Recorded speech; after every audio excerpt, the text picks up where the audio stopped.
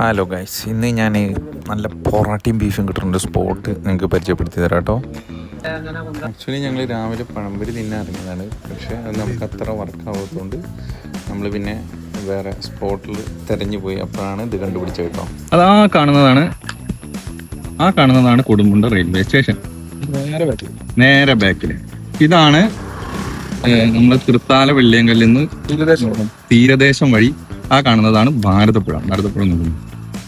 തീരദേശം വഴി പട്ടാമ്പിക്ക് പോകുമ്പോൾ നമുക്ക് ഈ കോർണറിൽ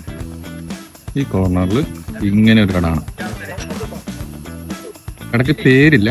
ഇത് ഈ സ്പോട്ട് ശ്രദ്ധിച്ചാൽ കേട്ടോ.